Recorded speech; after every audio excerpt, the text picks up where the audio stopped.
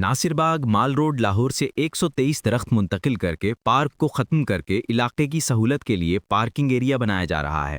یہ ہو کیا رہا ہے کچھ سمجھ نہیں آ رہی۔ ناصر باغ ایک تاریخی باغ ہے جہاں سالوں پرانے درخت موجود ہیں۔ پنجاب حکومت یہ کر کیا رہی ہے؟ نئی جگہ پر ان درختوں کی اکثریت چل سکے گی یا نہیں، اس کی بھلا کیا گارنٹی؟ اتنے پرانے درخت جن کی جڑیں زمین میں بہت گہری ہوتی ہیں، اپنی جگہ سے ہلا دیے جائیں یعنی گھر سے بے گھر کر دیے جائیں تو غالب امکان یہی ہے کہ وہ چل نہیں سکیں گے۔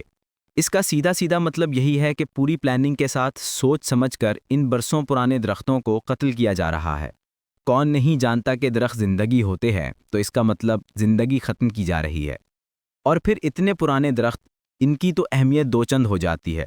نئے درخت لگائے نہیں جا رہے، لگا بھی دیے جائیں تو ان درختوں کا نیم البدل ہو ہی نہیں سکتے جو ناصر باغ میں برسوں سے اپنی جڑیں مضبوط کیے کھڑے ہیں۔ ایک پودے کو پیڑ بننے اور پیڑ کو مضبوط چھتنار درخت بننے میں برسوں لگ جاتے ہیں۔ ہم کیسے بدبخت لوگ ہیں جو یہ زندگی چھین رہے ہیں، وہ بھی فقط پارکنگ کو وسعت دینے کے لیے۔ انا للہ و انا الیہ راجعون۔ ایک طرف نیلا گنبد کی تاریخی حیثیت کی وجہ سے اسے پہلی جیسی حالت میں لانے، تاریخی ورثے کو محفوظ کرنے کا کہہ کر پوری سائیکل مارکیٹ گرا دی گئی، تو دوسری طرف اسی کے الٹ ایک اور تاریخی مقام یعنی باغ کے وجود کو ہی ختم کیا جا رہا ہے۔ یہ دوغلی پالیسی کیوں؟ اگر نیلا گنبد ہمارا تاریخی ورثہ ہے تو ناصر باغ بھی تاریخی اہمیت رکھتا ہے، اور پھر یہ تو محض تاریخی ورثہ ہی نہیں، زندگی ہے، یعنی مقبروں کو بچایا جا رہا ہے اور زندگیوں کو قتل۔ اسموک تدارک کے حوالے سے دائر درخواستوں پر سماعت کے دوران لاہور ہائی کورٹ نے ناصر باغ میں درختوں کی کٹائی پر رپورٹ طلب کر لی۔ ایک نجی ٹی وی چینل کے مطابق دوران سماعت ممبر جوڈیشل کمیشن نے عدالت کو آگاہ کیا کہ ناصر باغ میں درخت کاٹے جا رہے ہیں۔ اس پر لاہور ہائی کورٹ کے جسٹس شاہد کریم نے کہا کہ مجھے تو یہ سمجھ نہیں آ رہی کہ بار بار کہنے کے باوجود درخت کیسے کٹ جاتے ہیں۔ حکومت بھی کہہ رہی ہے کہ درخت نہیں کاٹے جائیں گے۔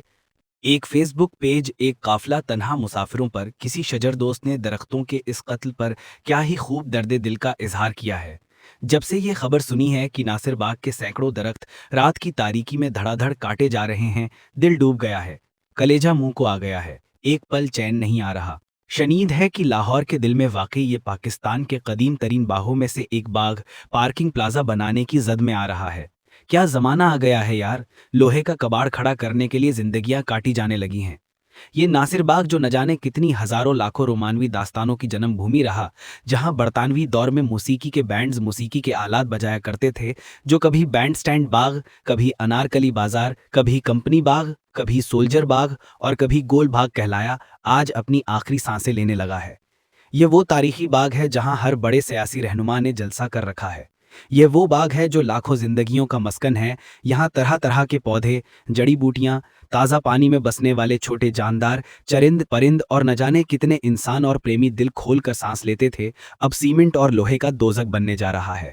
دوستو، میری آنکھیں یہ تحریر لکھتے لکھتے نمی سے تر ہوئی جاتی ہیں۔ کاش کوئی مسیحا اس باغ کو معدوم ہونے سے بچا لے۔ کاش لاہور کے دل میں اگا یہ سبزہ شہر کی بھیڑ کو تماجت سے مات دینے میں مگن رہے۔